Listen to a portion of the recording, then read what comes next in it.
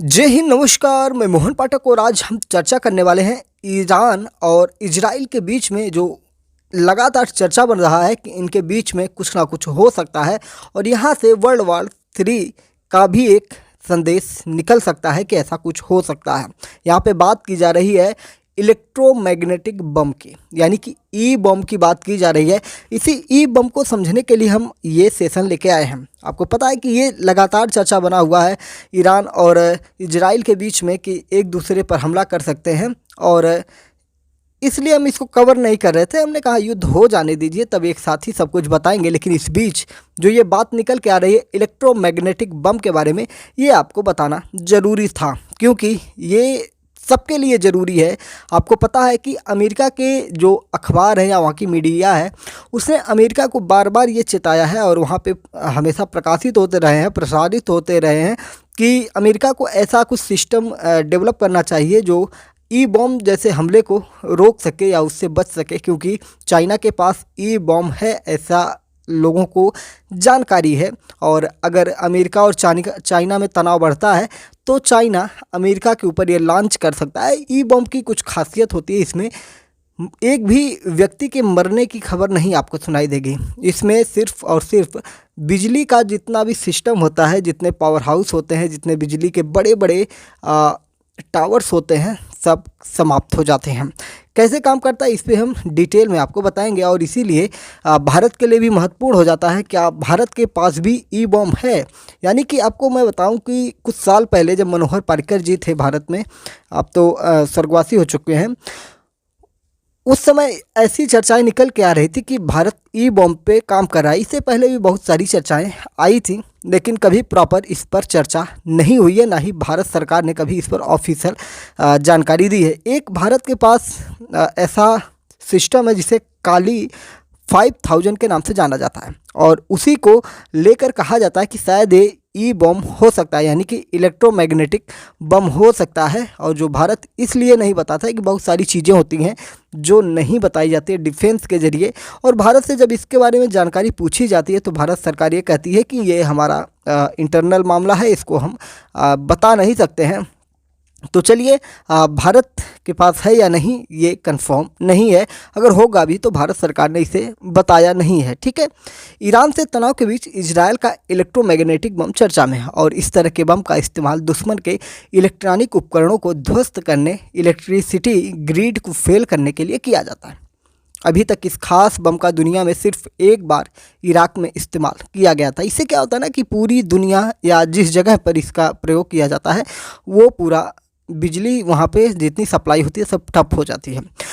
Syria में ईरानी वाणिज्य दूतावास पर इजरायली हवाई हमले के बाद से इलाके में तनाव चरम पर है। ईरान ने धमकी दी है कि उसे जवाबी कार्रवाई करने का पूरा अधिकार है। इजरायली खुफिया एजेंसियों ने बताया है कि ईरान लंबी दूरी की मिसाइलें और ड्रोन के जरिए इजरायल को निशाना बना सकता है, यानी कि हमेशा धमकी दे रहा है और अपनी देश की जनता को भी बता रहा है कि हम उन पर हमला जरूर करेंगे। और अपने वाणिज्य दूतावास पे जिस प्रकार से उनके इजरायली हवाई हमले हुए हैं, हम इस प्रकार से उनको छोड़ने वाले नहीं हैं। इस डर से इजरायल के कई महत्वपूर्ण इलाकों में जीपीएस सर्विस को ब्लॉक कर दिया है।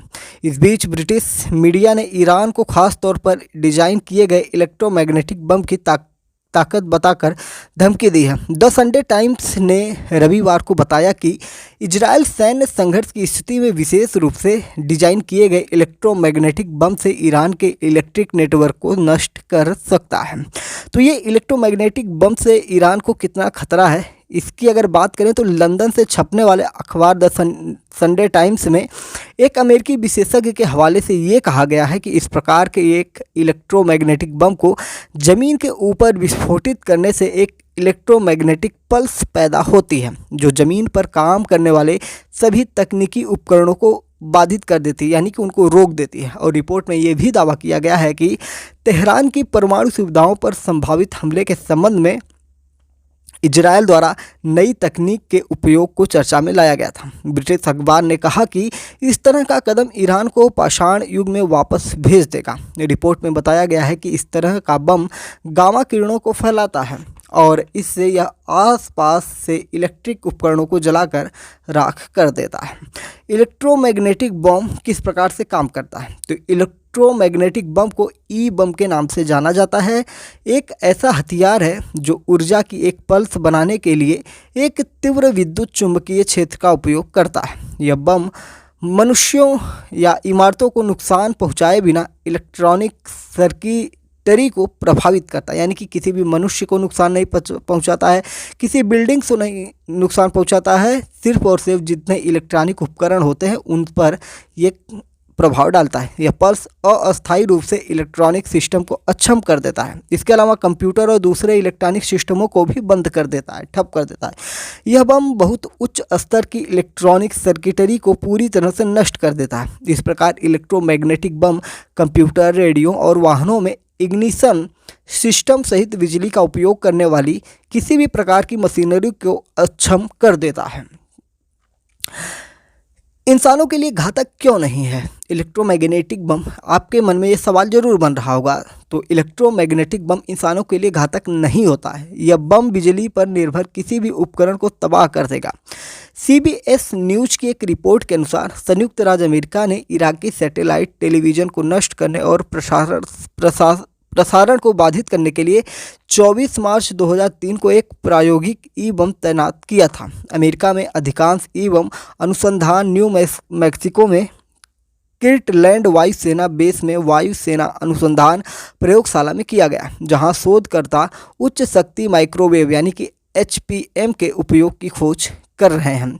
तो ये सारी चीज़ें जो हैं अब दुनिया में लगातार चर्चा बढ़ती जा रही है, और अगर ऐसा प्रयोग किया जाता है कि युद्ध के रूप में, तो कहीं ना कहीं इसका वर्ल्ड वॉर 3 से कनेक्शन देखा जाएगा, और कहीं ना कहीं ये चिंता का विषय है।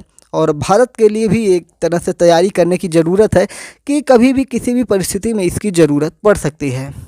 तो चैनल पर नए हैं तो MPS हिंदी को सब्सक्राइब करना बिल्कुल भी ना भूलिएगा। जय हिंद, नमस्कार, भारत माता की जय।